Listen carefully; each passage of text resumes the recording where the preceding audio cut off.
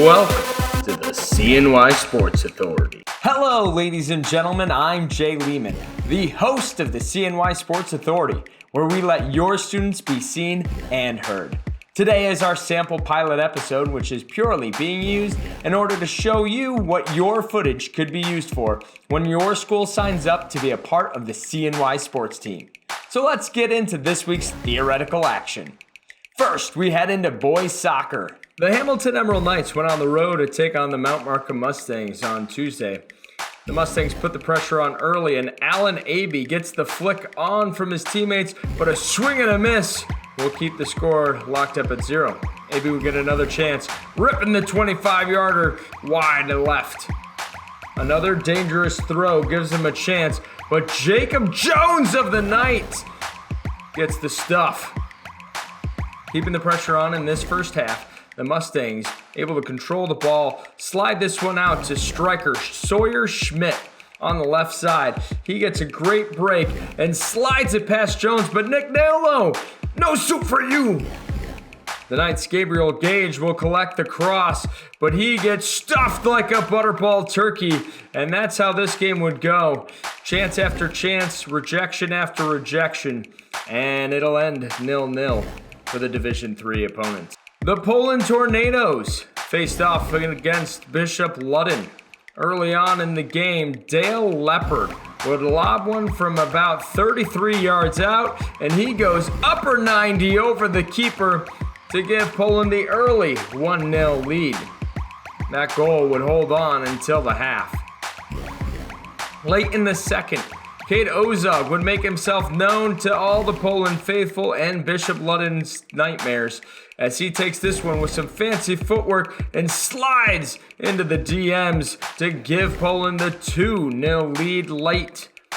2 minutes later, Ozog would get a lobbed pass from Sean Gillespie, take it off his back, and 1-2 step his way to victory as he slides that one into the bottom corner. And that would do it, giving the Tornadoes an upset 3-0 win. The Tornadoes finished the Fall 1 season with an impressive 11-1 record, finishing 23 points ahead of their next Class D opponent, Manly's Pebble Hill. The Tornadoes come away with the unofficial Section 3 title for the year. Moving on to girls soccer. Little Falls went on the road to West Canada, and the Mounties put pressure on the Indians early as Shayna Straney passes one over to Riley Dunn, and she does some nifty footwork past the defender and slides it right into the bottom corner, giving the Mounties the 1-0 lead early. A few minutes later, Stella Rowley would get the ball and play a long one up to Straney, who would Usain Bolt her way past all of the Indian defenders and only have Izzy Smith to beat, but Izzy Smith makes the save. Straney would get another chance on a similar opportunity, getting by the defense, and this time she'll slide it past Smith, but it goes just wide. In the second half, Izzy Smith will get 2 of her 19 saves on a dangerous free kick from 40 yards out to keep the game close. However, Kaylee Barnett would hit the sand wedge over Smith and give the Mounties the 2-0 lead with 11 minutes to go in the half. And that would be enough, as Abby Vedney would only need to make 3 saves on the night for the Mounties. West Canada will wrap up their season with a 2-9-1 mark, while Little Falls finishes the season 8-5.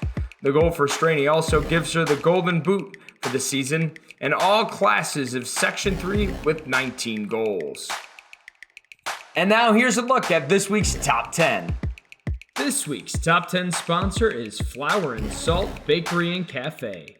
Flour and Salt is a bakery cafe in Hamilton, New York that sells breakfast and lunch sandwiches, bagels, brioche rolls, pastries, cookies, cakes, and other treats. A great place for breakfast and lunch. Find Flour and Salt at 7 Maple Ave in Hamilton, New York, or order online at flourandsalt.com. Number 10.